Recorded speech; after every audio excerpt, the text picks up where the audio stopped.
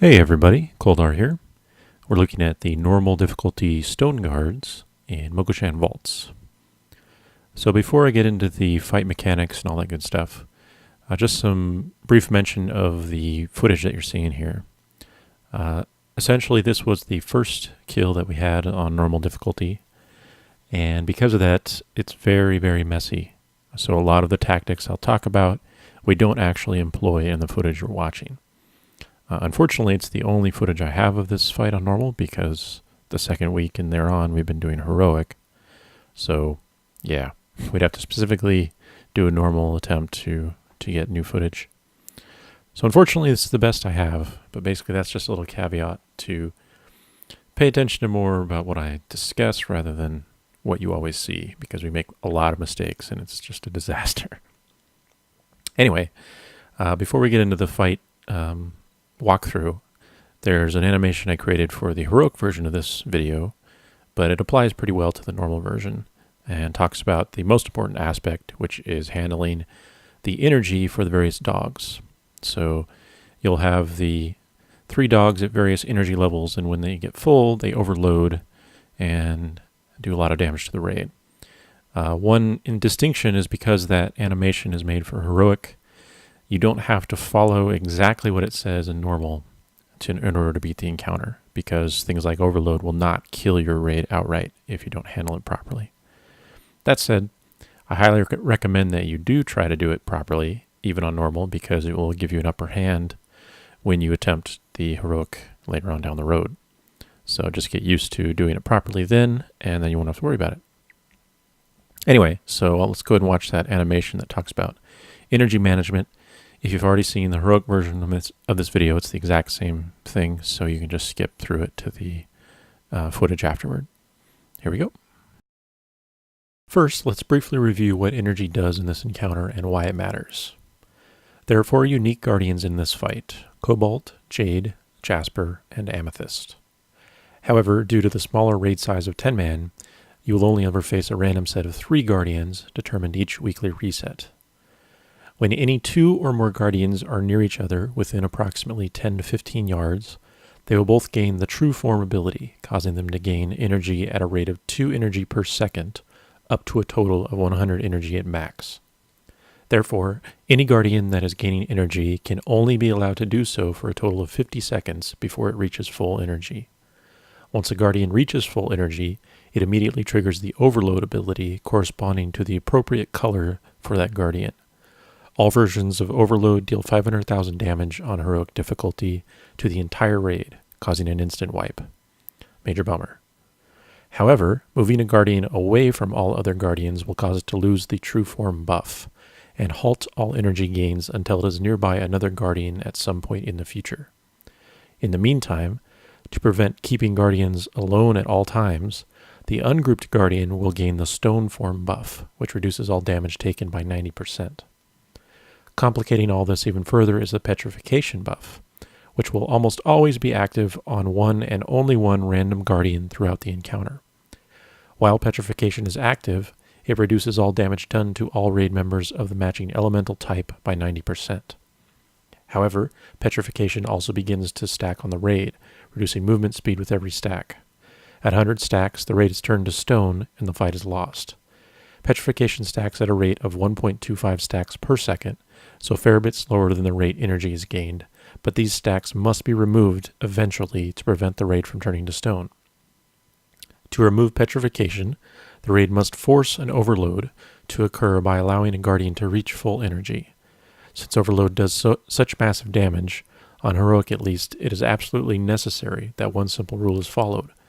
When a guardian gains petrification, that same guardian must be the next guardian to overload, thereby reducing the overload damage from that explosion by 90% due to petrification, and this takes the damage from 500,000 down to 50,000.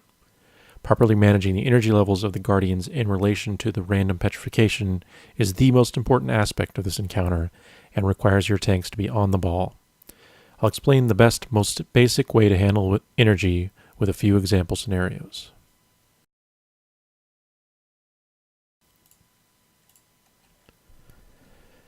In this scenario, we're just starting the fight as the tanks pull all three guardians simultaneously to separate sides of the room. Our first tank, Mike, grabs the initial pair of guardians, Cobalt and Jade, and our second tank, Sarah, gets the solo guardian, Jasper. Since all guardians begin at 0 energy, let's reset their energy down to nothing and see how it plays out. As the fight begins, right away both guardians on Mike begin gaining energy at the same rate, since they are near enough to each other to be buffed with true form. At the rate of 2 energy a second, after 5 seconds, they will reach 10 energy apiece, and that is when the first petrification is cast on a random guardian. So we'll pause the fight progress for a moment because this scenario now has 2 possible branches it can take, depending where petrification lands.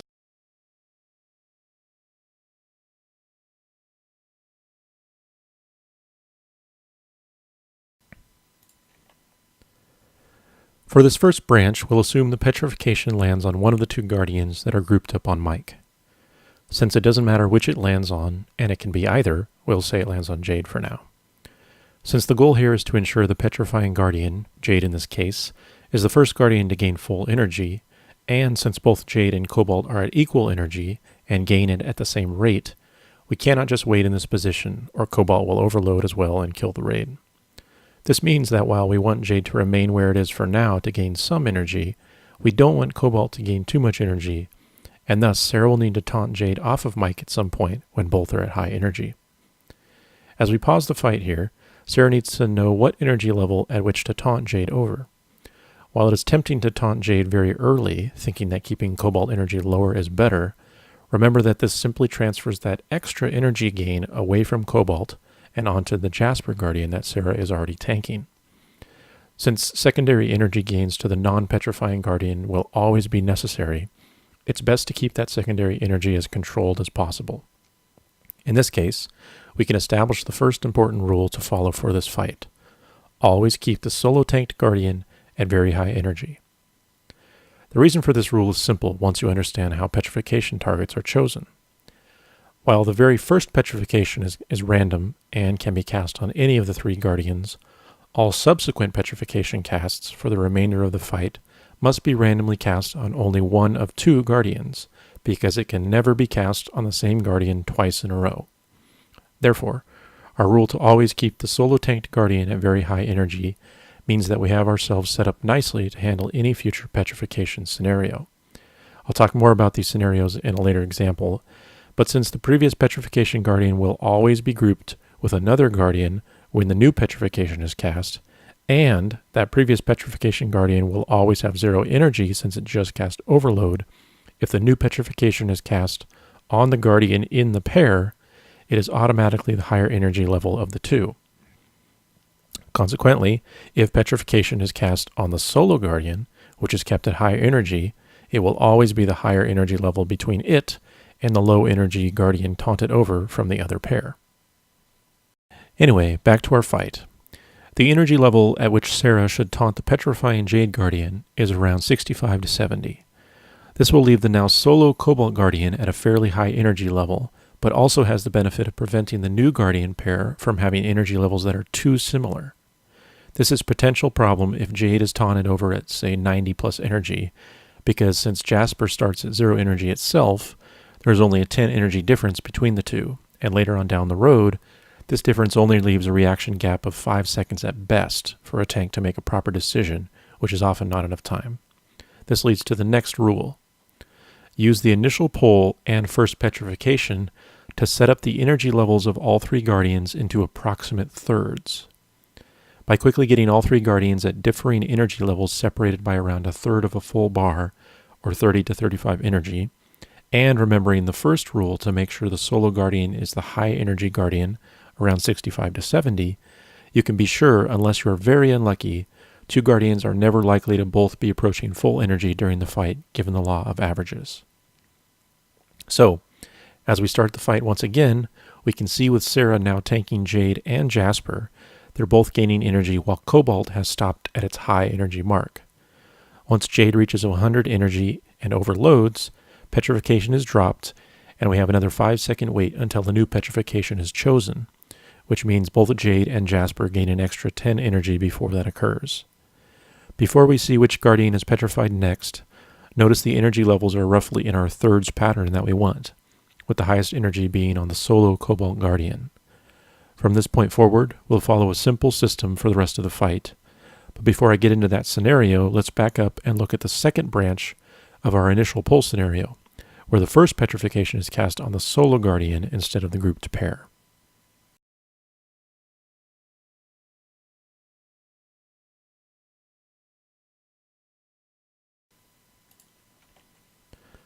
For the second branch, this time the first petrification is cast on the solo Jasper Guardian on Sarah. Since this Guardian is at 0 energy and has stone form, and thus isn't gaining energy, Sarah needs to taunt a Guardian over to her immediately to allow the Jasper to start gaining energy right away. Since both the Jade and Cobalt Guardians are at equal energy now, it doesn't matter which Sarah chooses. So as we resume the fight, she decides to taunt Cobalt over. Now Cobalt and Jasper are grouped and gaining energy. But since Cobalt has higher starting energy, Mike will need to taunt the petrifying Jasper off of Sarah at some point to prevent Cobalt from overloading first. Again, following our first two rules to try to keep energy levels in approximate thirds, and force the solo Guardian to be the highest, Mike decides to wait until Cobalt reaches 65 to 70 energy, and then taunts Jasper over to him. Now Mike just has to keep Jasper and Jade on him for a short time until Jasper reaches full energy and overloads, at which point we've got our second rule of thirds satisfied following the first overload, and the second possible branch in our initial pull scenario is fulfilled. Now we can move on to the primary scenario.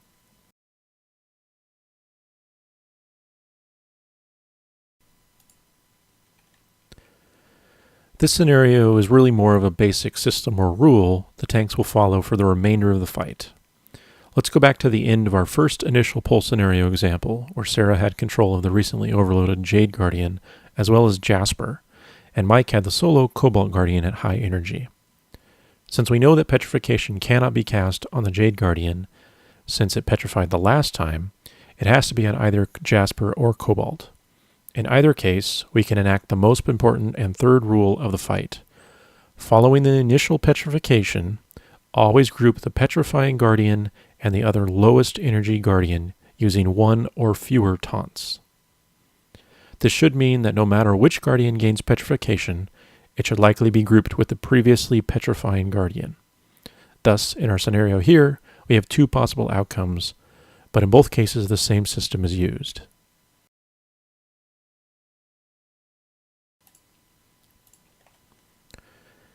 If the currently solo Cobalt Guardian gains petrification next, to keep with the rule of grouping the petrifying Guardian with the lowest energy other Guardian, Mike simply taunts the Jade Guardian over and holds it there. Again, following our second rule, ideally Mike should wait a moment to do this until the Guardian that will remain solo, Jasper in this case, is nearing a high energy level. Once Mike is taunted and the Cobalt Guardian gets full energy and overloads, we again wait 5 seconds or 10 more energy until the next petrification is chosen. Since we just saw an example of when petrification is on the solo Guardian, and it can't be on the same Guardian twice in a row, let's see what happens when it's cast on the grouped Guardian next.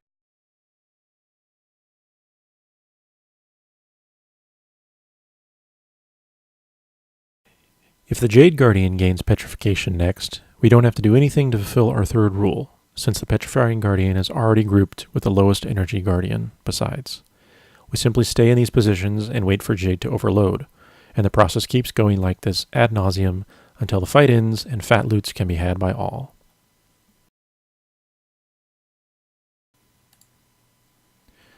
Alright, so now that we've covered the energy mechanics and what your tanks will be doing, let's talk about what the rest of the raid will be up to on this fight. So I should mention that we decided to use 2 healers for this encounter, and that seems to be the way to go. There isn't that much damage if your raid handles all the random mechanics correctly, which we'll talk about here now. I should also mention that, as you probably know, you get 3 random dogs assigned to you every week. Everyone gets the same set of dogs. And in our case, we did not get Amethyst for this particular week, so I'll talk about the Amethyst ability first. This ability is cast every 8 to 9 seconds, and it's Amethyst Pool. It will spawn a pool of shadow, small radius, underneath a random raid member, and this lasts for 1 minute until it dissipates on its own. and it does heavy shadow damage, as you can imagine, to anyone that stands in it. So, simple enough, if you get a pool under you, just move out of it and proceed with the fight. This also means that it's a good idea to have your ranged and healers spread apart so that you're not stacked up, and therefore only one player should have to move for any given amethyst pool spawn. Also, make sure that you utilize enough space throughout this large room in which you are doing the fight so that you don't ever get clumped up and be unable to move because of the ground effects, such as the pool. Okay, so the next guardian, that one that we have active, is Jade, and this is by far the simplest because its unique ability is Jade Shards, and you cannot do anything to avoid it. Therefore, it's pretty simple. So Jade Shards is cast every 8 to 9 seconds again, like most of the random abilities are, and it simply does about 50,000 damage to everyone in the raid. Just shoots out shards from the guardian and it hits everybody. So you just have to heal through the damage. You can kind of see the shards fly out from him. So next up we have Cobalt. It's probably the second most difficult ability, and his ability is Cobalt Mine. You can kind of see the edge of one on the left of the screen right now. There it is in front. So it's just, oh, there's one right on me. So the mine is cast on a random raid member, again, every 8 to 9 seconds, pretty much like clockwork. And after a few seconds, it will activate the mine itself, and any player that runs into that circle or is staying in the circle will trigger the mine and take heavy frost damage, and as well as get rooted. The root is dispellable, so if you want to activate one on purpose, which is a good idea at times, then you can dispel the root off from a magic dispel and run around. So, Cobalt Mine is probably the most damage in terms of spike damage that you'll see on this fight. So again, players need to stay somewhat spread out if possible so that they don't take random mine damage. That said, a good way to handle the mines, because eventually they'll take up a lot of space, is to utilize the petrification buff at the same time as Cobalt Mines. So wait for the Cobalt Guardian to petrify, and then tell all your raid members to run into nearby mines on purpose, because the damage will be reduced to 10% of normal, and therefore they won't really take any damage from triggering the mine. And this will clear up a lot of space so that later on in the fight, when Cobalt is not petrifying, players are not at risk of running through them as much. So really good idea to do that if you can. And then lastly, we have Jasper. Jasper's special ability is Jasper Chains, and this one's probably the most annoying just because it requires a bit more teamwork and a little bit more thinking ahead to manage it. Luckily, Jasper Chains is not cast as frequently as the other effects. So instead of 8 or 9 seconds, it's cast pretty much every 22 seconds, like clockwork. This is cast on 2 random raid members, excluding your tanks. It can't be cast on tanks. And it will link the 2 players. You can see myself, I'm linked with our priest there behind me. And when those 2 players are within about 10 yards of each other, they do not take any extra damage, nothing negative happens. However, once they get further than 10 yards apart, the chains start to tick for damage based on the number of stacks that those players have created. So it starts at 0 stacks, and that means the first second or first tick when they're apart will deal 35,000 fire damage. The second tick on the second will increase the damage by 25%. So every stack it goes up by 25%. So this means, of course, at 10 stacks or 10 seconds of being apart, the damage will be around 70,000 per second, and it'll keep climbing up. So this can be very deadly if players are not paying attention. The best thing to do is simply, when you get chains, immediately find your partner and stand right next to them, and then you can take a moment to evaluate the situation and decide what you need to do. Of course, this also means communication is key to get players to move with each other when they have to go somewhere for, attacking the right guardians or whatever it might be. So as we loop back through, let's talk a little bit about the way you manage chains and how to get rid of them if you desire. So one thing you can do is just to ignore chains, not to ever break them if you don't want to. And this simply means anytime you're chained with someone, you just stand next to them throughout the entire fight, and you'll never have to worry about chain damage, and you'll be fine. So if you can do that, great, go for it. That said, if you want, you can break the chains on purpose. And the way you do this is by staying apart from your partner for a total of 15 seconds or more. Basically, you have to get at least 15 stacks on your chains, and they will shatter on their own. However, it does not have to be 15 consecutive seconds. So you can do 5 seconds here, and then come back together, and then 5 another time, and come back, and then another 5, and then they'll break. But that said, the easiest way to do it is what we're doing right here. You can see everyone is spread apart, and this is because of the Jasper petrification. So just like I talked about cobalt getting rid of mines when you have cobalt petrification, the same works for Jasper. If you wait for Jasper petrification, this will reduce all chain damage for being apart from each other by 90%, and therefore it'll be an insignificant amount if you're spread from your partner. So if you wait for petrification from Jasper and then have your raid all break their chains, as long as petrification lasts long enough for you to reach that 15 stacks, then you basically break your chains without having to worry about it. Yeah, it's pretty easy. So basically you have to focus on petrification timings, how long until that petrified guardian will reach full energy, and therefore if you have enough time in which to break your chains. So just watch those values closely and, of course, announce to the raid if they're not going to have enough time to come back together with their partner. It's also generally a good idea to stay close to your partner when you're breaking in case that timer is about to run out. You can step back next to each other within a few seconds. All right, that covers all the unique abilities for each Guardian. So let's lastly talk about Ren Flesh, which is a debuff that'll be active on your tanks at all times. So this is a 15-second dot, but it's refreshed almost constantly, so it will always be active on your tanks. And it basically does 50,000 base physical damage every second to the tanks. However, it does not stack in any way, and it's unique. Only one version of the debuff can be active on a tank at any given time. It also does significantly more damage over time than the white hits from Guardians throughout the fight, such that even if one tank is taking 2 Guardians at all times, the total damage from Ren Flesh on that tank will be approximately 2 times as great as the damage from white hits, or just melee hits. So this is a nice way that Blizzard designed this fight to not negatively impact the tank that may have 2 Guardians at most times. Essentially, Ren Flesh is the primary source of damage on your tanks, and the white hits are much, much lower. So, as long as you just do the rest of the mechanics properly, you'll just basically be healing consistent Ren Flesh damage on your tanks.